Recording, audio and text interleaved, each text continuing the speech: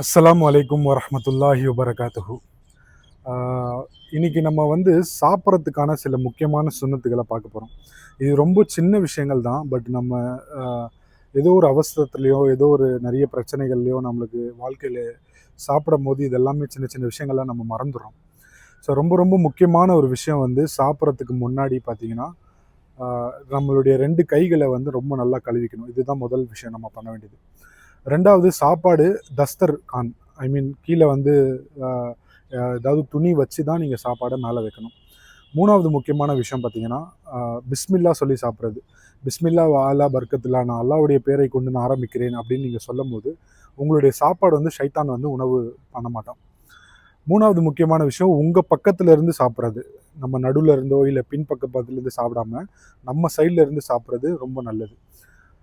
4வது முக்கியமான விஷயம் பார்த்தீங்கன்னா கை சுப்பி சாப்பிட்றது. கடைசியாக சாப்பிட்டு முடிச்சதுக்கப்புறம் கையை நல்லா சுப்புறது, தட்டை நல்லா க்ளீன் பண்ணி சாப்பிட்றது, அங்கங்கே விடாமல் எதுவுமே பண்ணாமல் நல்லா க்ளீன் பண்ணி சாப்பிட்ணும். 5வது முக்கியமான விஷயம் பார்த்தீங்கன்னா ஏதாவது சாப்பாடு கீழே விழுந்துருச்சுன்னா அதை எடுத்து ஏதாவது டஸ்ட் இருந்துச்சுன்னா தட்டிட்டு நீங்கள் சாப்பிடலாம்.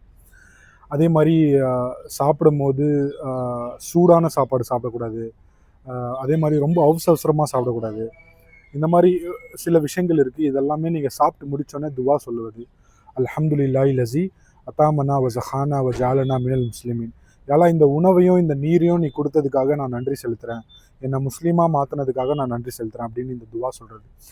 ஏன்னா இந்த சாப்பாடுன்ற இந்த விஷயம் சாதாரணமாக நம்மக்கிட்ட சேரல. எத்தனையோ பேர் உழைப்பு செஞ்சு அந்த விஷயம் நம்மக்கிட்ட சேருது. எத்தனையோ பேர் சாப்பாடு இல்லாமல் கஷ்டப்படுறாங்க.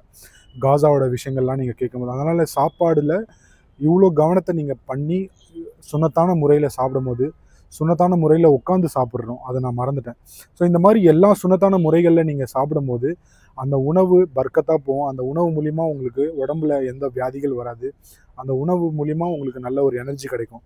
இன்ஷா அல்லாஹ் இந்த மாதிரி ஒரு சுன்னத்தான முறையில் சாப்பிட்றதுக்கு அல்லாஹ் நம்ம எல்லாரையும் தௌஃபீக் செய்வானாக. பாரக்கல்லாஹு ஃபீக்கும்.